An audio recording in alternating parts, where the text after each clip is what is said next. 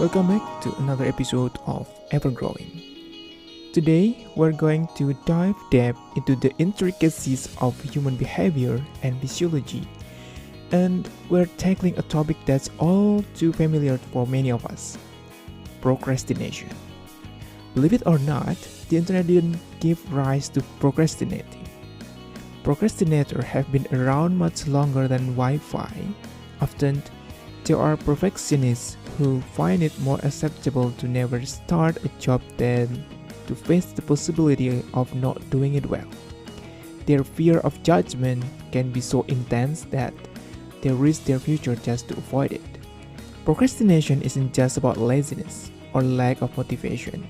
It's driven by a mix of thoughts and habits. Fundamentally, we avoid tasks because we believe we won't enjoy them or we fear we won't do them well. Psychologists have pinpointed several drivers of procrastination: low self-confidence, anxiety, lack of structure, and just plain difficulty in motivating oneself to tackle unpleasant tasks.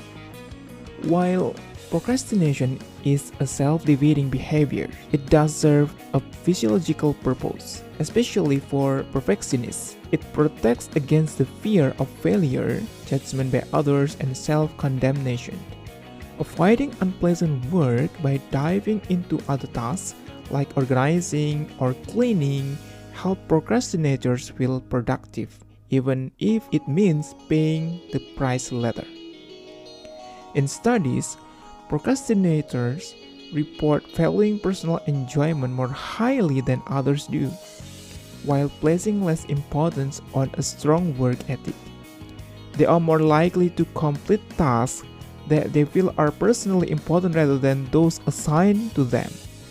This tendency can have serious consequences, especially when it comes to health. Putting off exercise, checkups, or healthy eating can increase the risk of hypertension and cardiovascular disease. Procrastination, avoidance, and rumination are also common symptoms of depression. People with depression often struggle to plan ahead, lose confidence in their ability to follow through, and fall into "what's the point" thinking. One groundbreaking study from 1997 by Diane Thies and Roy Baumeister tracked college students throughout a semester. Initially, procrastinators seem to benefit from lower stress level, likely because they are enjoying themselves while putting off work.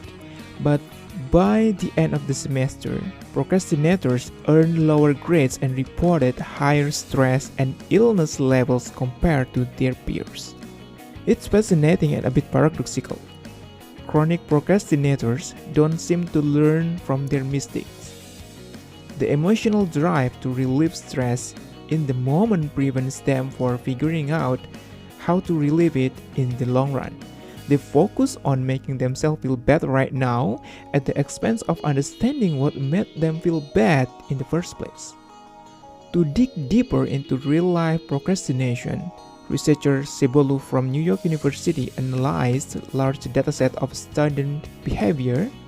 The data revealed different patterns of procrastination. Some students completed tasks right away, some spread them out, and others delay until the last minute. Sebolu's simulation showed multiple explanations for these behaviors.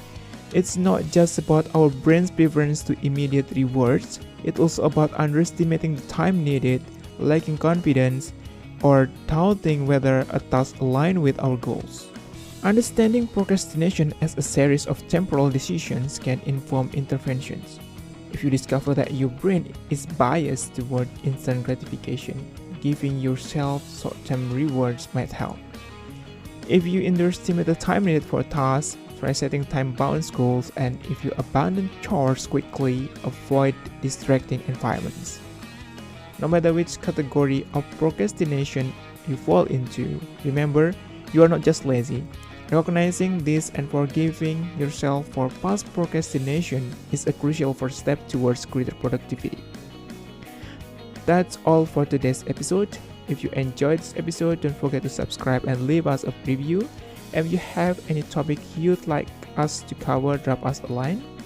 Until next time, keep striving for a better you, and this is Ever Growing.